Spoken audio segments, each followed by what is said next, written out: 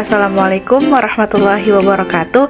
Halo teman-teman semua, perkenalkan saya Fitria Rahmadani dengan nomor stambuk A22120040 dari kelas D Program Studi Pendidikan Biologi Fakultas Keguruan dan Ilmu Pendidikan Universitas Tadulako.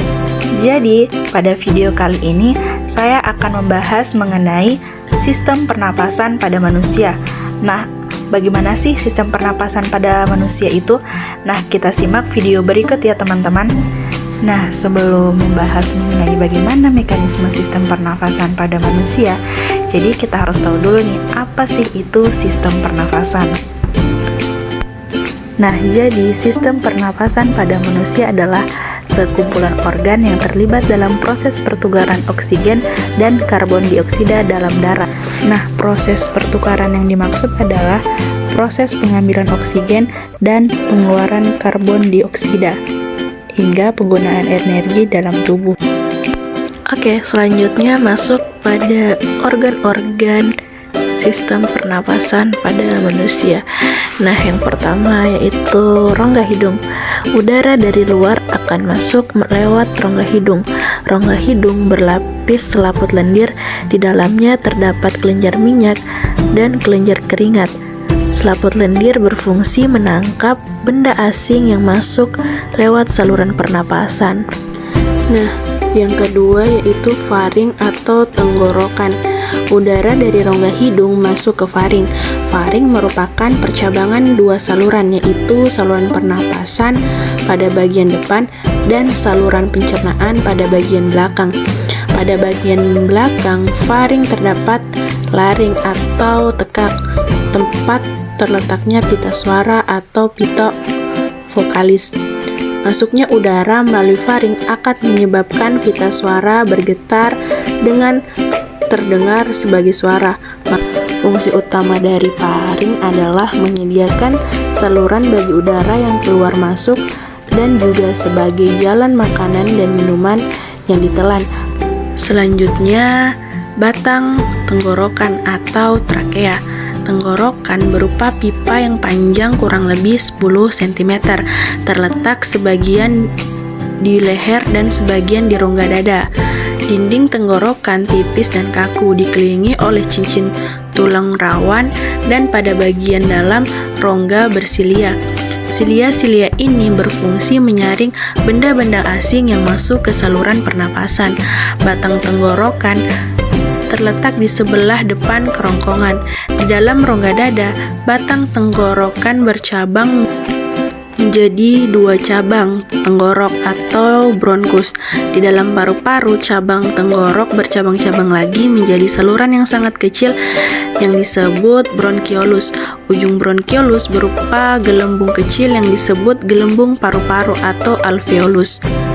Selanjutnya masuk pada organ pernapasan yang keempat, yaitu pangkal tenggorokan atau laring. Laring merupakan suatu saluran yang dikelilingi oleh tulang rawan. Laring berada di antara orofaring dan trakea, di depan larifaring. Salah satu tulang rawan pada laring disebut epiglotis. Epiglotis terletak di ujung bagian pangkal laring. Fungsi utama dari laring adalah menghasilkan suara dan juga sebagai tempat keluar masuknya udara. Pangkal tenggorok disusun oleh beberapa tulang rawan yang membentuk jakun. Nah, selanjutnya masuk pada organ pernapasan yang kelima, yaitu cabang batang tenggorokan atau bronkus. Tenggorokan atau trakea bercabang menjadi dua bagian, yaitu bronkus kanan dan bronkus kiri. Struktur lapisan mukosa bronkus sama dengan trakea, hanya tulang rawan bronkus bentuknya tidak teratur, dan pada bagian bronkus yang lebih besar, cincin tulang rawannya melingkari lumen dengan sempurna. Bronkus bercabang-cabang lagi menjadi bronkiolus. Batang tenggorokan bercabang menjadi dua bronkus, yaitu bronkus sebelah kiri dan bronkus sebelah kanan. Adapun fungsi utama dari bronkus adalah menyediakan jalan bagi udara yang masuk dan keluar paru-paru. Selanjutnya masuk pada organ pernafasan yang keenam yaitu paru-paru. Paru-paru terletak di dalam rongga dada di bagian atas. Di bagian samping dibatasi oleh otot dan rusuk, dan di bagian bawah dibatasi oleh diafragma yang berotot kuat. Paru-paru ada dua bagian, yaitu paru-paru kanan yang terdiri dari atas 3 lobus dan paru-paru kiri yang terdiri dari 2 lobus. Nah, selanjutnya masuk pada mekanisme sistem pernapasan pada manusia. Nah, pernapasan pada manusia digolongkan menjadi 2, yaitu yang pertama pernapasan dada. Nah, pernapasan dada berlangsung dalam 2 tahap. Pertama adalah inspirasi atau penghirupan. Proses inspirasi terjadi apabila otot antar tulang rusuk luar berkontraksi.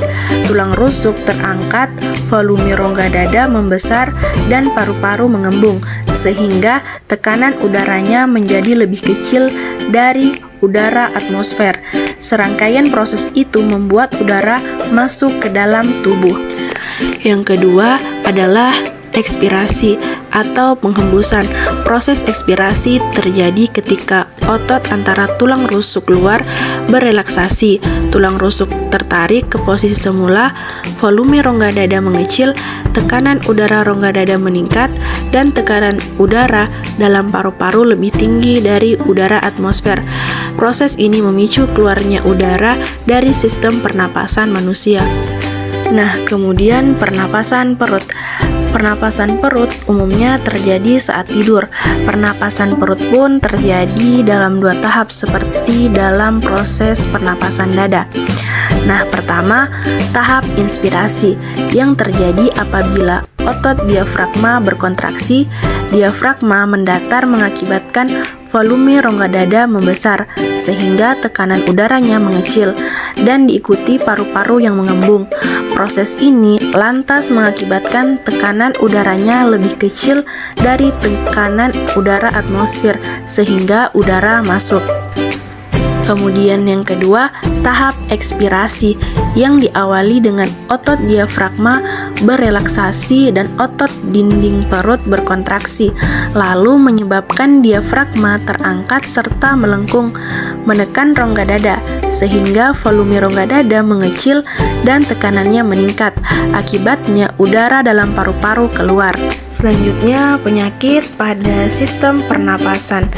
Nah, terdapat beberapa penyakit yang dapat menyerang sistem pernapasan pada manusia. Nah, diantaranya yang pertama, flu. Flu merupakan gangguan respirasi yang satu ini disebabkan oleh virus influenza. Ketika flu, virus influenza akan menginfeksi hidung, tenggorokan, dan paru-paru. Kemudian yang kedua, faringitis. Faringitis atau peradangan pada tenggorokan disebabkan oleh infeksi bakteri maupun virus. Faringitis dapat ditangani berdasarkan penyebabnya. Misalnya, faringitis yang disebabkan oleh bakteri dapat diobati menggunakan antibiotik. Selanjutnya yang ketiga, laringitis, yaitu peradangan yang terjadi pada laring atau pita suara disebabkan oleh penggunaan laring yang berlebihan, iritasi atau infeksi. Selanjutnya yang keempat, asma. Asma merupakan gangguan pernapasan yang membuat saluran napas mengalami penyempitan. Penyebabnya biasa karena alergi, paparan asap, polusi, hingga udara dingin. Nah, yang kelima yaitu bronkitis. Terjadi ketika saluran yang membawa udara ke paru-paru atau bronkus mengalami peradangan.